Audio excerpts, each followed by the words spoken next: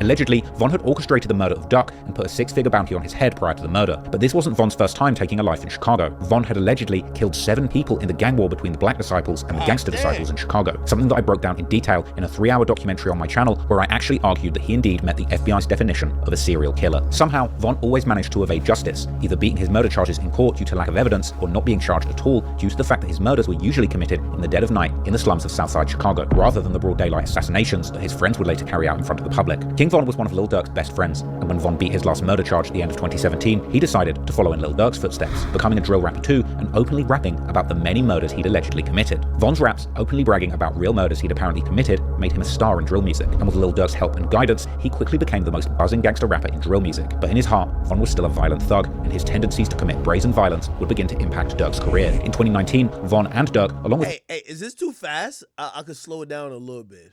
Yeah, let me slow it down slightly. Yeah. 2 other people would be accused of attempted murder and armed robbery, with the 2 appearing in court together. Case against a rapper accused in a shooting outside of the Varsity will move forward. Today, Lil Durk appeared in court where a judge ruled there was enough evidence for him to go to trial. On Friday, detectives from Atlanta and Chicago testified in the criminal case against rapper Lil Durk in Fulton County Court. They say around 5 in the morning on February 5th, Lil Durk, whose real name is Dirk Banks, and his co-defendant, Devon Bennett, were seen on camera involved in shooting Alexander Witherspoon, a person police say they knew. They were hanging out. They went to a studio to make music. The rapper and Bennett listened to the evidence against them in court. Police told the judge later that night the victim, Banks, Bennett, and others went to a nightclub, a gas station, and ended up in the parking lot of the Varsity. That's when Witherspoon said he was robbed and shot. Interestingly, Durk looked stressed and nervous in court, while Von looked comfortable and in a familiar domain. Durk and Von would refer to themselves over the years as the Evil Twins, and in one song titled Evil Twins, they referred to themselves as that and went back and forth, repeating, "If you do it, I'm do it," even saying, "Go hop out the car and do it." Clearly, Von was a dark and negative influence on Lil Durk and his career. Von was in the habit of doing real crimes and rapping about them in his music without a care for who heard it. And if Von did it, then Durk would begin doing it too. But unfortunately for the Evil Twins, Von would suddenly die in November 2020 after launching an unprovoked beating on the rapper Quando Rondo in front of an Atlanta hookah lounge. Sometimes in life, every action has a reaction, and the reaction from this beating resulted in one of Quando's friends, Lil Tim, jumping out of the car, opening fire, and killing King Von. Ironic. Yo, chat, I hate to even pause this. Somebody just sent this to me. They said, ain't no way this is goddamn real. Chat, hold on. They said, please go check Meat Mill Twitter. Ain't no way. He blocked me, right?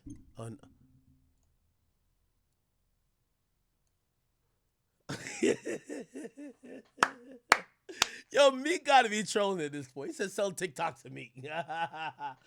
Yo, come on, bro. Come on, bro. Sell TikTok to me. Just stop it, bro. Come on, dog. Yo, come on, bro. Yo, this guy, the jokes just write themselves. Yo, at this point, there's no way Meek Mill is this stupid. Like, I'm really thinking, like, if he was really this dumb, it's no way his brain, heart, and lungs could function. Like, this is really low-level stupidity right here. This is like you make a chimpanzee look like a goddamn, Einstein.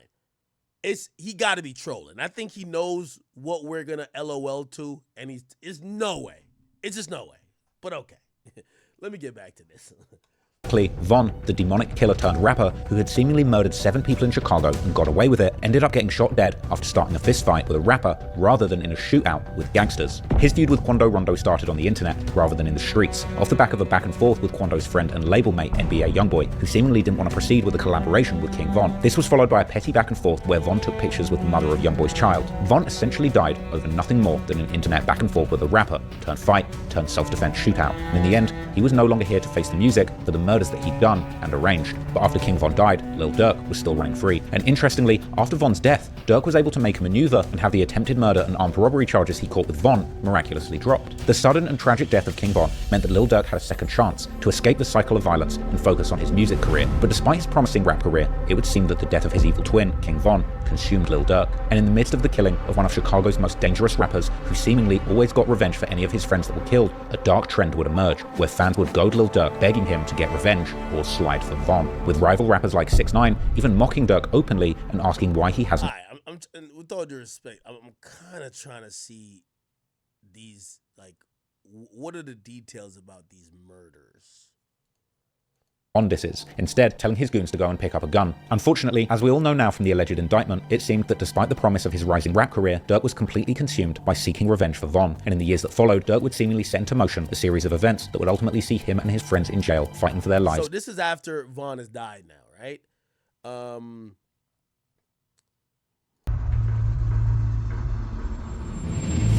Before King Von's untimely passing, his rap career was rising rapidly. After the success of Crazy Story, he continued to drop bangers. In February 2020, he released perhaps my favourite song of his, Took Her to the O, a song all about taking an attractive female back to his hood, O'Block. However, the music video and narrative for this song had a dark hidden meaning, as Von was somebody who not only allegedly killed people in the gang war, but he was also a relentless troll who thrived on beef. In the video, he would have an actor that actually looked like one of his most hated rivals, FBG Duck, and the video would even depict Von shooting Duck and leaving him dead on the ground. However, this was more than just a fantasy video prodding his rival, because within 6 months of that video that depicted Duck shot dead on the ground being released, it would seem that Von and his closest friends conspired to make that happen in real life, with events unfolding that put all of the surviving shooters behind bars for good, and potentially creating a multi-million-dollar liability for Lil Durk. As everyone following the drill scene likely knows by now, FBG Duck's murder was allegedly part of a long-running beef between two gang sets from the south side of Chicago. Duck's set, STL, sometimes referred to as 63rd or Tuckerville, largely identify as gangster disciples. On the other side is O'Block, who are primarily black disciples, this being the set where the majority of Duck's convicted killers hail from. A deadly feud between these two factions, who exist just a stone's throw away from each other, stretches back more than a decade, particularly throughout the 2010s, when this feud would claim the lives of many young men in the area, with Redditors speculating that at least 10 people lost their lives in this deadly beef. But to understand exactly how Lil Durk became part of this beef, we have to go all the way back to the beginning. Some of the first mentions online about the beef between STL,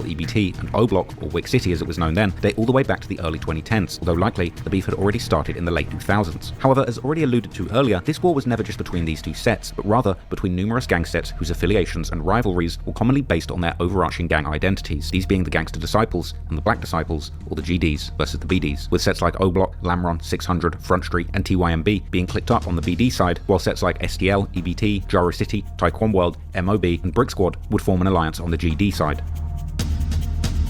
When it comes to the specific affiliation between O'Block and Lamron, the prosecutors in the criminal case against FBG Duck's alleged killers would claim that this began in the early 2010s, as testified by one of the cooperators in the case. However, while the rivalry technically existed between all the sets from the two sides, the BDs and the GDs, it was often determined by proximity to other sets. Therefore, the beefs between certain sets were much more fierce than other beefs. Looking at these different sets on the map, it's no surprise then that the beef between sets like O'Block, Front Street, and 600 and TYMB on one side, and STL, EBT, Jaro City, Taekwon World, and MOB on the other side was particularly fierce, as most of these sets were located only a few blocks away from each other. Meanwhile, Durk's set was located in Inglewood, which is on the other side of the I-90 and I-94 highways. While technically only about 1.5 miles away from places like O'Block, it was still worlds apart from the Woodlawn and Washington Park neighborhoods where the aforementioned sets were having their beef. And because of this distance, Lamron wasn't really in an active war against sets like Duck's STL, EBT, as they were largely consumed by their own local rivalries in Inglewood with sets like the Brick Squad. In fact, in March 2011, Lil Durk would feature in the song We Ball, which also featured members of the rap group Buck 20 Brick Boys, one of these members being the rapper Billionaire Black, who's even pictured around Lil Durk at this time. However, Billionaire Black was at this point already heavily affiliated with rival sets like STL, EBT, and Jaro City, and only 2 months later, Billionaire Black would make the song E-Day Is You Serious, together with none other than FBG Duck himself, this song being a diss towards the rapper E-Day from the 600 set, who on the other hand was already at this point clicked up with Durk's Lamron crew, rapping in his song What Up from April 2011 how he's throwing up L's for Lamron with Durk's good friend Chief Wook. After this debacle, it seems that Durk and the rest of Lamron would quickly make their affiliation with the BD side known, and even get somewhat involved in the rivalry against the GDs in Woodlawn and the Washington Park neighborhoods, because as mentioned earlier, later that same year in October, Lil Durk would get arrested together with Lil Reese due to an investigative alert, which was allegedly due to a shooting that had happened in late August 2011 where 4 teens had gotten shot in Woodlawn, with one of these allegedly being FBG Butter, a member of STL EBT and a good friend of Duck.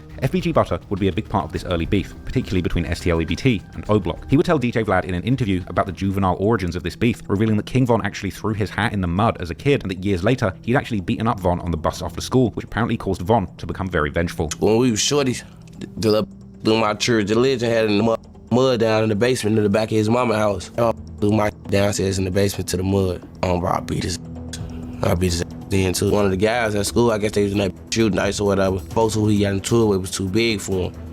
And folks just told him, like, wait till we get out of school, I'm gonna have my little homie scratch you out. Talking crazy, not knowing who his little homie is. So when I came on the bus, folks like, man, whoop him, buddy. In April aimed particularly at Durk and Lamron. However, the chorus of the song would go much further than that, essentially dissing all of the Black Disciple sets in Chicago, as JoJo would announce that he and his set are BDK, or Black Disciple Killers. All of this was happening at a moment when the drill music movement was blowing up, way past the borders of Yo, I swear, like, when I was doing the Warren Sharp, I feel like these niggas do a way better job than me. Because, like, they, like, kind of really put it together. I was just reporting random shit, man.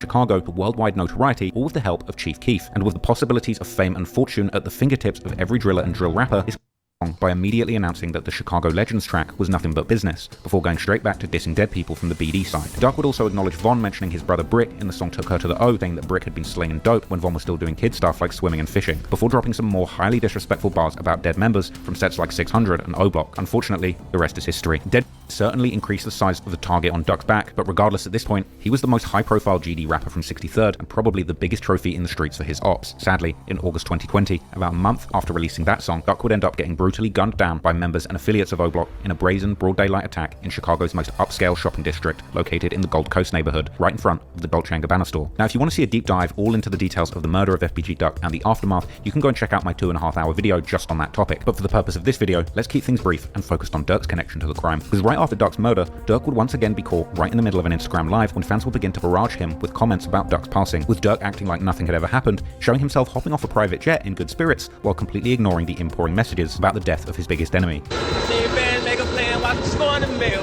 You know, 39 years I heard a friend say, oh, boy, get money right up. I took a picture on my block, they think I'm back in the field. Von, on the other hand, would come out with the most unconvincing statement, trolling the whole world, saying how the two had settled their differences right before Duck's passing, even adding sarcastic lines about how he was going to be thinking of Duck every step of the way, and also making snide remarks about how Duck had been dissing his dead friends and family members. Meanwhile, as time went on, the feds would get involved in Duck's murder investigation and track down the entire route that the killers had taken to the murder scene, tracing their origin back all the way to O'Block, with surveillance footage literally filming the entire crime, with them driving from O'Block to the murder, committing it, and then driving back again. However, even with all of this evidence, it would be over a year before the feds would even be able to move in with their indictment, but eventually, in September 2021, the feds would indict 5 people for the murder of Duck. Charles Liggins, aka C Murder, Kenneth Robertson, aka Kenny Mac, DeCarlos Offord, aka Los, Christopher Thomas, aka DThang, and Marcus Smart, aka Moowop, as well as another man, Ralph Turpin, aka Teasy, who had been the person that spotted Duck and gave up his location. With such a clear trail left behind by the so-called O'Block 6, also known as the Sloppy 6, it was inevitable that they would also eventually be found guilty, and all 6 are ultimately facing mandatory life sentences, while a 7th person associated with the murder, Zell Munna from O'Block, would sadly end up taking his own life before the FBI could indict him. However, during and after the trial, the discussion would also focus on the possible culpability of Von and Lil Durk in Duck's murder, particularly as the prosecution's legal documents would claim that Turpin, aka Teasy, had allegedly called someone after he spotted Duck in the shopping district, asking around to get put in contact with Lil Durk's brother and manager, DThang, who was coincidentally no longer alive by the time these arrests took place. The indictment would also mention a person named as Individual E, who pretty clearly appears to be Lil Durk, being listed as a high-ranking member of the BDs, with these details suggesting that even the FBI wasn't ruling out the possibility of Lil Durk's personal involvement in the hit on FBG Duck, but avoiding naming him specifically. In fact, based on these documents, some YouTubers would even claim that DThang would have been indicted too if he hadn't been killed in June 2021. Furthermore, it would be revealed that there had allegedly been up to a $100,000 bounty placed on Duck's head leading up to the murder, with many pointing out to a vlog filmed in O'Block a couple months before the murder took place that showed Von giving out wads of cash to other members as potential proof of this bounty being handed down. Furthermore, the person placing this bounty allegedly being someone who bought custom-made chains for O'Block members. Indeed, the Fed's investigation would also focus on the so-called O'Block chains that King Von had actually purchased for many members of his set both before and after Duck's murder, with many of the alleged killers of Duck also receiving one, as Von would apparently spend over $100,000 to buy altogether 16 O'Block chains. The timing of these purchases and the distribution of the chains to prominent members of O'Block, including the alleged killers, appeared to symbolize loyalty and respect within the gang's ranks, as well as possibly being a reward for a job well done with regards to the Duck murder. For example, Moowop could be seen with Von at the jewelry store shopping for additional O'Block chains a mere 6 days after the murder, while others like C Murder could also be seen posing with the chain on his social media just a few days after the murder. Interestingly, also Lil Durk himself seemingly received one of these chains, while Boss Top was alleged to be one of the leaders of O'Block alongside Von during the trial, with Top actually describing the chain as a hood trophy. But wearing the O'Block chain was by no means Lil Durk's only connection to Duck's murder, because in the years following Duck's passing, Lil Durk would diss FBG Duck several times in his music. For example, in his December 2020 song Redman, Durk would mention how he knows someone who died with a famous name, but his friends still haven't slid for him. This possibly being a reference to the fact that FBG Duck set, STL EBT, aka Tukaville, would seemingly not retaliate following his murder, with apparent posts circulating suggesting that Duck's people were frustrated that nobody actually got revenge for him. However, the more clear-cut disses towards FBG Duck would start in early 2021, as Lil Durk would release the brutally named song Should Have Ducked, together with Memphis rapper Pooh Shiesty, where Lil Durk raps how he gets so high, he gets high as Duck, a reference to Duck being dead and in heaven. As Duck's mother, Lashina Weekly, aka Mama Duck, would hear Durk play the song in late 2020, she would hop on social media to point out how Durk was monetizing her son's death, whilst also mentioning how Lil Durk had not been mentioning FBG Duck while he was alive, seemingly unaware of just how far back the animosity between these two goes. Now he wanna get high. he about to get high like Duck. Durk. He hurt V-Roy. Well, he better take that who made the V-Roy gone, not my mother son, cause he ain't do it. Remember they had a song together. Remember they had their differences. Study one for the industry. This is proof. Y'all really showing, y'all rich off mixing in my mother son. Y'all rich off mixing in Tuka.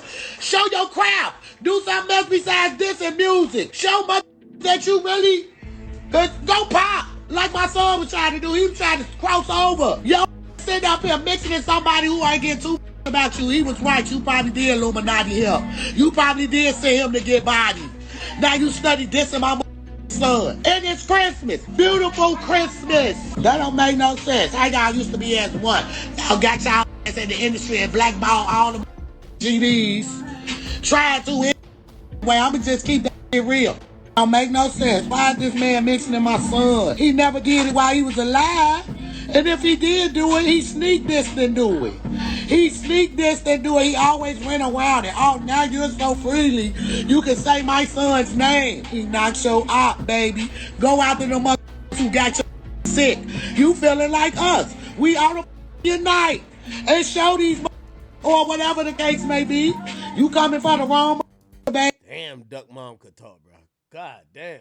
Baby. The dissing would continue only a few months later on OTF's group album Loyal Bros, which would interestingly feature the infamous O'Block chain on the cover. And in his verse for the song Dying to Hit 'Em, Durk would make another rather obvious reference to Duck getting killed outside the Dolce & Gabbana store, saying that the ops get dropped right at designer stores. In June 2021, a few months before O'Block members would be hit with the indictment, Lil Durk would release a joint album together with Atlanta rapper Lil Baby titled Voice of the Heroes, which would include the song Still Runnin' featuring Meek Mill. And in his verse, Lil Durk would rap several bars that seemed to insinuate people close to him being behind Duck's murder, as he would say how his team might have taken a few L's, but in Chicago, they're winning for sure, before making a poorly disguised reference to FBG Duck, which is only covered by the sound of a gunshot, whilst also mentioning how Duck had nowhere to go when he tried to run and failed ducking when the shooting started. Lil Durk would seemingly even enjoy making creative disses towards Duck in his personal life. In March 2022, one of the world's most famous country music stars, Morgan Wallen, who had been collaborating with Lil Durk, would respond to one of Durk's posts with a bunch of duck emojis. As drill fans would see this, they would quickly check Morgan in the comments. After that, Morgan Wallen would publish an apology, saying that he had no clue that he was disrespecting the dead, and saying that Durk would always talk to him about going duck hunting, with fans quickly realizing that Durk had seemingly been trolling Morgan Wallen behind the scenes, telling him that duck hunting was one of his favorite hobbies. Wallen, who is actually an avid duck hunter himself, had no idea what this dark alternative meaning might have meant to Lil Durk. Fans would actually even make note of Durk's many references to FBG Duck, with memes being made joking about how hard Durk seemed to work on coming up with complicated and intricate ways to diss FBG Duck. However, in November 2022, Lil Durk would seemingly have a change of heart, as he would announce to Rolling Stone magazine that he was done dissing the dead. This announcement, interestingly, taking place only a few months after the murder of Lil Pab that Durk would eventually be indicted for. But anyway, in January 2023, FBG Duck's mother would comment on the case against his son's killers, saying how she was not going to be satisfied until everyone in the murder would face justice, before making a special emphasis on the word everyone. And in a now deleted comment, she would further specify how she found it unbelievable that Lil Durk wouldn't also get locked up for the murder. However, a few months later, she would seemingly change her mind, instead contacting Durk via Instagram to congratulate him on the anti-violence initiatives that he was working on in Chicago with his Neighborhood Heroes Foundation, and asking if Durk would also meet with her Mothers of Peace Foundation. But perhaps, rather unsurprisingly, it doesn't seem that Durk ever took her up on her offer, and it soon seemed that Mama Duck would have a change of heart again, taking aim at Durk with a vengeance. As in October 2024, FBG Duck's mother, together with the mother of his child and another man, the latter two who both got shot during FBG Duck's murder, would actually sue Lil Durk, King Von's estate, and several record labels who had done business with OTF for the wrongful death of FBG Duck. The rap media would report on this explosive wrongful death lawsuit. This civil case filed by a law firm on behalf of FBG Duck's family alleges that Lil Durk, together with King Von and their affiliated groups OTF and O'Block, conspired to kill Duck and then profit from his murder. It's been 4 years since Chicago rapper FBG Duck was killed, and his mother's pain is still raw. Not a day goes by that I don't think about him and the life that was taken from him. FBG Duck, whose real name was Carlton Weekly, was gunned down on the Gold Coast by a group of masked men as he waited to enter the Dolce & Gabbana store August of 2020. His girlfriend, Cache Williams, and another man also wounded in the attack. They joined Weekly's mother in filing a lawsuit Wednesday, alleging rap superstar Lil Durk had a hand in the gang-related killing, wanting to take out Weekly. Their years-long rivalry playing out in a series of violent drill rap songs. Our complaint law lays out that a $100,000 bounty was placed on the life of FBG Duck to have him killed. The lawsuit names a wide-ranging list of defendants, including Lil Durk, his record label Only the Family, or OTF, and other larger labels that partnered with OTF, like Sony and UMG Interscope. The lawsuit would make several serious claims about Durk and OTF, which in light of Durk's recent criminal charges could be incredibly damning for him financially, such as claiming that OTF is actually the media outpost of the O'Block criminal organization, and that prior to being incorporated as a music label, OTF was actually a collective of gangs consisting of O'Block 600, Lamron, THF, and other Black Disciple sets, as well as saying that OTF, the label, had acted as a conglomerate for these street gangs and a hub for their activity. The suit would then claim that OTF, the label, knew, or should have known, that the gang members that they had signed. Alright, let me see what's going on with this. So the next one is the Revenge for DThang. Set to actually making more meaningful lyrics that people from all over could relate to. After high school, me, DThang, and Chino had moved to Iowa. You know what I'm saying? Chino was his manager who got killed. Hustling with the, the work, whatever, just hustling weed. Same time, I'm always not only stay in the streets, but I'm a corporate too, so I get a gig, a little supervisor job at a plant, so I'm hustling and working, doing both. So we out there around, just chilling. We with the Iowa, go out there hustling and then working. So I never forget, Durk would start sending us songs. Him and his homie Isaac, they were sending the record, I'm like, damn, this is really dope. I'm like, damn, you really got this, He wasn't even Lil Durk, he was tape still, So he finally shot a video with Reggie, Status TV. That's his cousin, Reggie. And the video was wasted. It's probably from YouTube. So it's wasted. So that started going up. It started doing good. Like, not even really doing YouTube videos like that yet. Right. So bro put it and it just started going up. And so he want to do music for real. He want to do this seriously.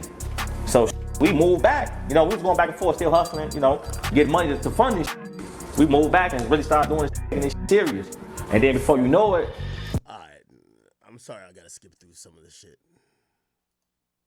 Down in front of a house party during a drive-by shooting, where Melly would allegedly also get hit, but survive. The killers have never been caught, but the most popular theory online, surprisingly, points to the rivals of OTF, particularly a member of the STL EBT set called Can't Get Right, aka Get Right or Man Man. This theory being further boosted by the claim that another STL member, the infamous shooter Wooski, was allegedly later caught with Crump's murder weapon. However, this claim has seemingly been debunked by the YouTuber Loyalty and Betrayal. Let's just be clear. Wooski was never arrested with a gun. He was arrested because he shot somebody in the leg twice who didn't want to press charges or whatever. But he was not arrested with the gun. The gun, the shell casings that they found, that they said with that shooting, that they are, I guess, assuming go with that incident, being how the guy moved, the gun obviously moved. So I'm not sure how they matched that up to say that belonged to that. But it matched the gun that was found 10 days later after Wooski was arrested. So Wooski didn't get arrested with the gun. So all those videos have false information.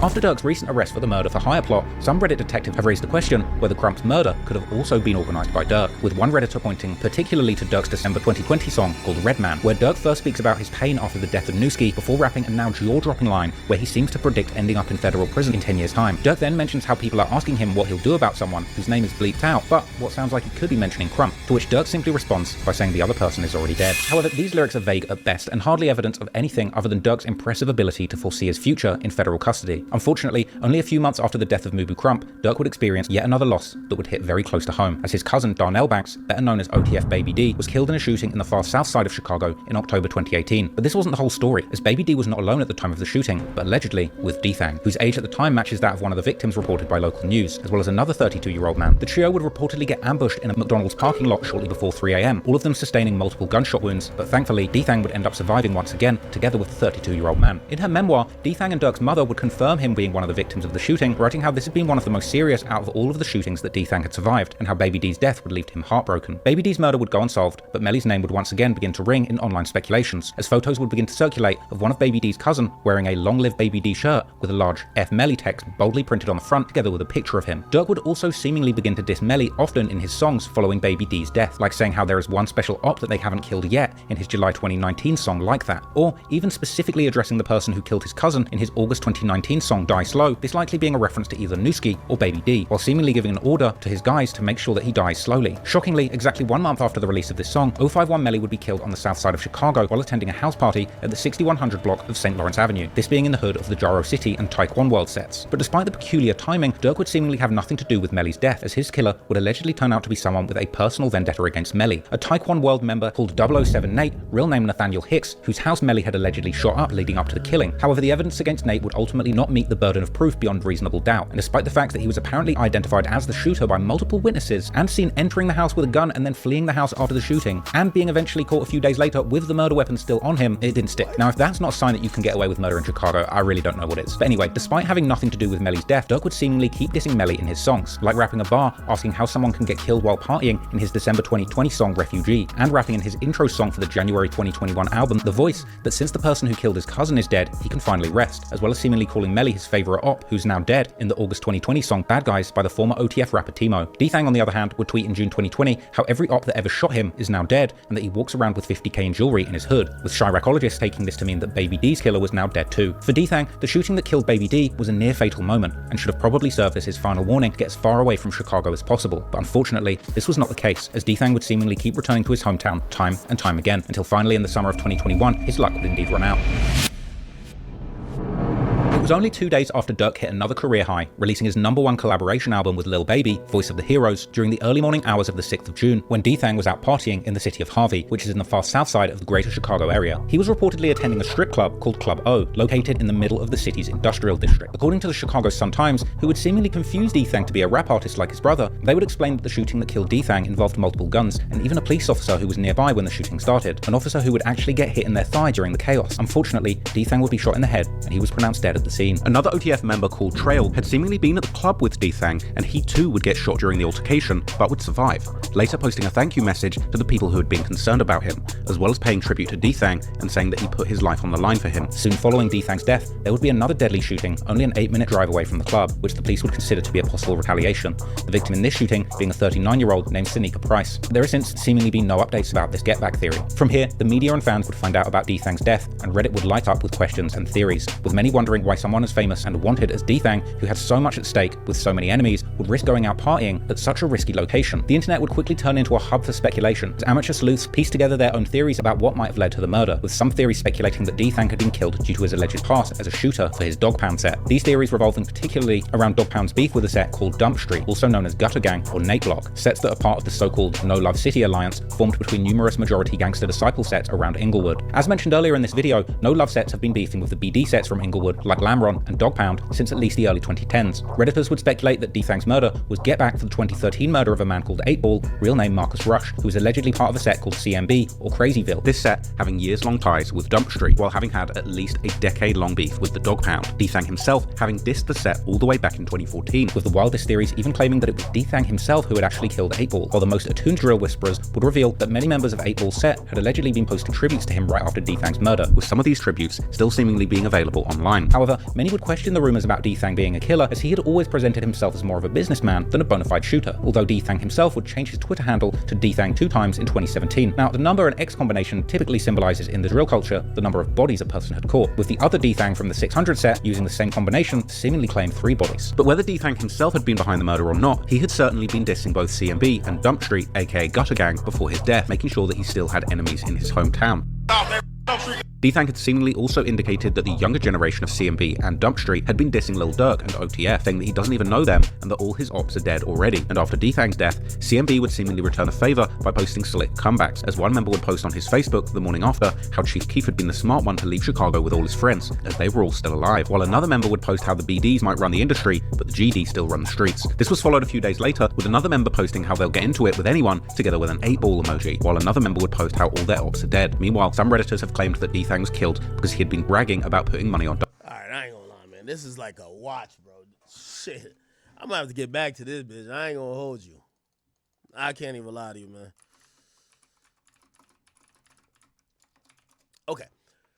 Let's quickly watch what Cam had to say about so Cam spoke about Jim Jones. They call me like after Jim Jones essentially do I have a timestamp? Yeah. So Jim Jones went on Justin LaBoy's show, commented on Justin LaBoy show about Cam's interview with 50 Cent. And then Cameron responded this morning, but he went crazy. So this is what Jim Jones said initially.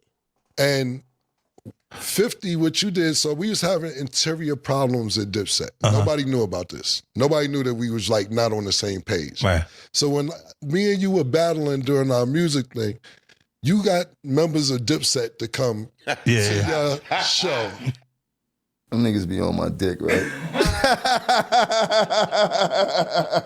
Them niggas ain't got nothing else to think about but Capo. I did a lot for them niggas in their life. You heard? Both of them.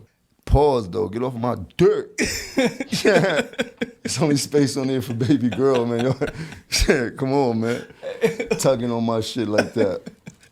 Yo, you never clear shit up, and we never hear your side of the story. Cam was like, I thought we could pull it together. Next thing I know, I see Jim performing with That 50. nigga ain't think nothing. He could pull nothing together. He couldn't do nothing with me. He couldn't tell me nothing, nigga. Like, let's not get this shit twisted. Like, nigga, nobody could tell me nothing, nigga. I was my own boss. I did what I did as a fucking soldier, because I was a soldier, nigga. You heard? I had the soldiers, niggas. Niggas didn't tell me nothing. You heard? I did what I wanted to do. I seen the shit wasn't going right, so I started doing what Jim Jones needed to do for Jim Jones, because the nigga that was supposed to be the Don wasn't taking care of the capo. Started feeling like the Gotti movie, you heard? But what was the point where you realized I'm gonna have to do what the fuck I gotta do, because this shit... I mean, there was definitely... It was the last straw. There's nothing in my memory like, yo, that was the last straw, but it was just the sequence of the way things was going, and then it came to a point where I had to worry about who Jim Jones was moving forward. Then I was worried about anybody else, because nobody else was worried about me. I got to a point where I became famous too. There was a point where all the famous people know me. Then after that, it was like, shit, I'm just as famous as all the famous people. I can't do what I used to do for you. You heard? Somebody got to do that for me right now, because I'm super lit. You heard? But I put my life on the line for all of the shit, and you know, and everybody knew that. All right, so essentially you get Jim Jones basically giving his take of the whole situation, saying, yo, listen, man, them niggas is just talking shit. They've been on my dick. They really kind of needed me in whatever aspect. Then he kind of explains his role in Dipset and how he was kind of like pretty much almost like a lifeline of what made Dipset kind of move and made everything go. And Cameron didn't take too kindly to that. Cameron violated early today. I think he did that at the beginning of the show. This is how he started out. Here we go. All right. How was your vacation, man? How was your vacation? Mine was great. I saw snow for the first time. Okay. Yeah. What's up? I made a snowman. How was yours? What you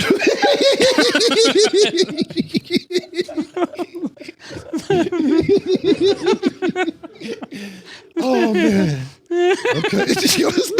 It's what they want. Yo, what's up with Mace? Yo, shout out to Mace. Well, Mace, I'm glad you're enjoying your popcorn.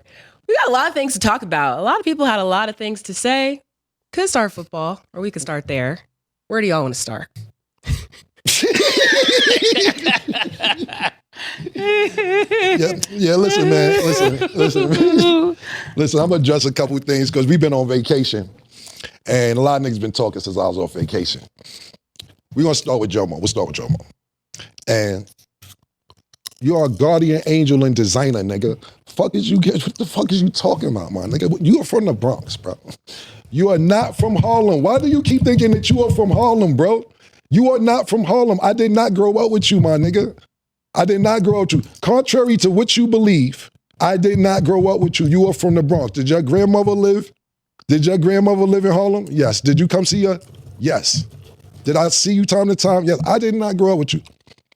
You talk about dick ride now. That's where this old shit, I would have left you alone. I would have left the old shit alone.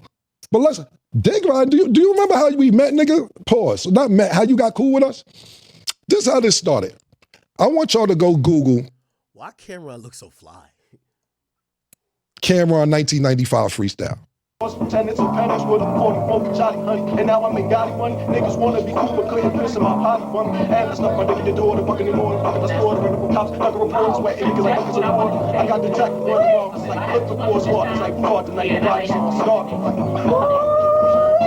Good dude don't make it a habit, G. energy or I'ma extinguish you in your cavity. Cause where I'm from is like a ghost town. Mace, Cameron, Cardan, DJ Clue. Niggas don't understand, son. The bullets in their calf and they can't run. Niggas all on top of you, beat you down with handguns, flush back slugs, but you never get the land one. Run with grimy niggas and die when shit your man done. You dream the world I'm living in. Wanna fuck the bitches I be swimming in. Cute, but don't confuse me as I'm feminine. Wilder than them cats that be rowdy to the Benjamin. Google Children of the Corn 12-minute freestyle. Nigga like the blast mag, put niggas in trash bags, so dash bags will get your ass tagged. Hey yo, the gruff been rough for years. I be bucking queers and throw the ass down the fucking stairs. Stuck to this and you a doom victim. Hey yo, I'm iller than that shit that fuck. Freestyle. Mo got cool with us. Them freestyles that we just showed y'all, go Google them, have fun with them when you get time.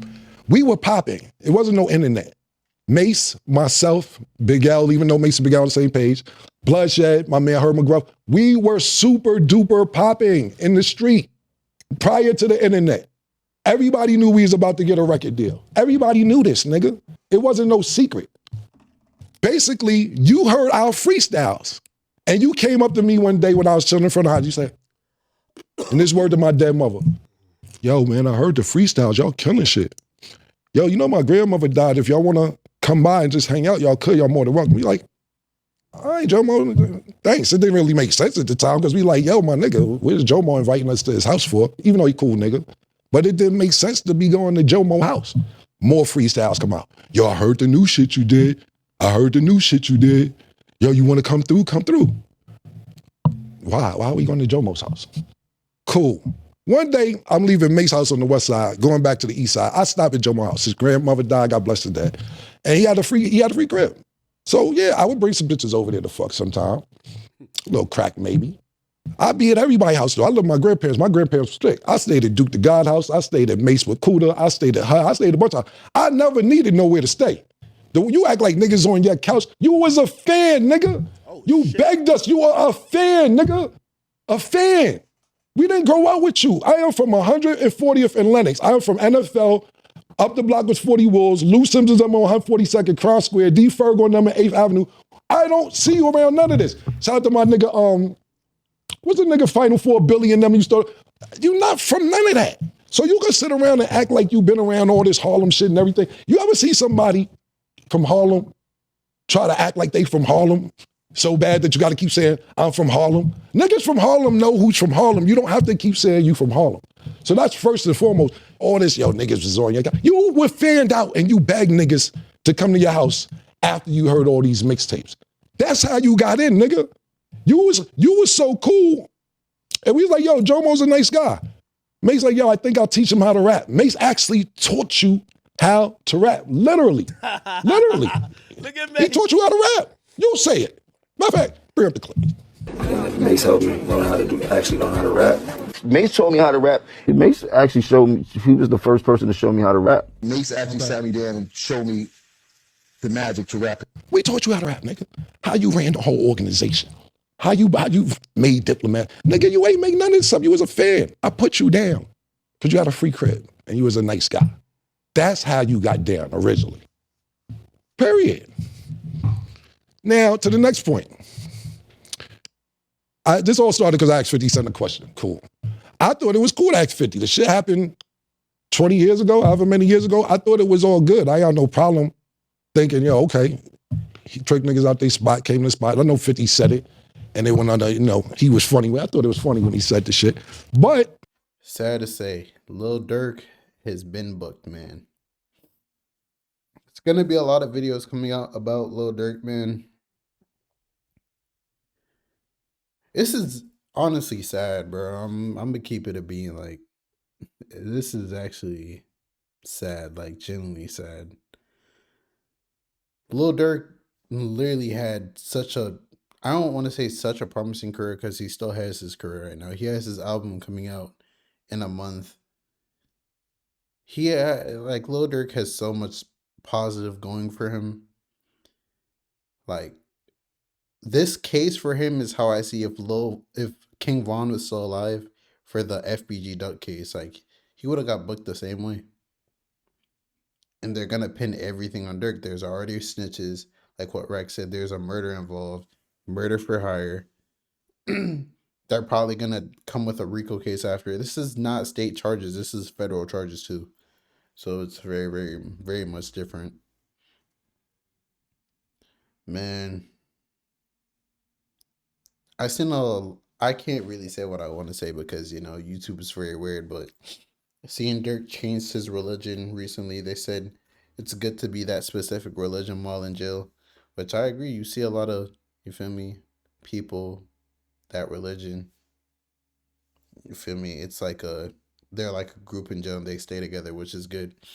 But man, going from being a 8, probably 9-figure man, private jets, mansions, to a cell, man, that must do something to you mentally that you can't even fathom, bro. And Lil Durk, honestly, he's like rap wise, he's like up there. Like he's the 21 Savages, whichever tier is the Lil Babies, 21 Savage. You put Lil Durk right in that tier. Like the tier right under the Kendricks, J. Cole's, Drake's, them. He's literally the tier right below them. And it's sad. Lil Durk's been in the game for so long, man. He told him about Slide for Von. He allegedly really did slide for Von. Now he's in this situation. All we could do is pray and hope for the best. I'm considering myself a realist, and I'm looking at the situation. There's snitches, like all the evidence, like OTF cards for everything, and bro, like Lil Durk is ahead of all of this. Like, I really just hope he doesn't. If Lil Durk gets life in prison, I know his heart's gonna drop. And how Lil Durk says that he hates snitches, how much he prides himself on hating snitches. Like, I always wonder to myself, if it's someone in Lil Durk's position, if it's either life in prison or you snitch and you get 5 to 10 years, are you snitching? Would you throw your whole life away? You're not going to get to see any of your kids physically grow up anymore. All your money, you have all this money right now, but that money's not, you're the breadwinner, bro. Like 5 to 10 years, 20 years, who knows? The family's connected to you might be broke. Like, you're the breadwinner, bro. Like, it's a crazy world we live in, bro. I genuinely feel bad for Durk, but man, it's hard to even feel bad for Durk because then you'd have to feel bad for Quando, and the whole situation is just sad because it's all this literally started from King Von and Jania, bro. King Von, Asian Doll, Jania, like it's just woman, bro. Woman caused this whole thing to happen. It was a chain reaction, and now we're here. But it's your boy Big Egg News. Make sure you like, comment, subscribe, and please, please, please, please, please don't, like, woman holds so much power, bro. Like, it's so crazy. And I'm out.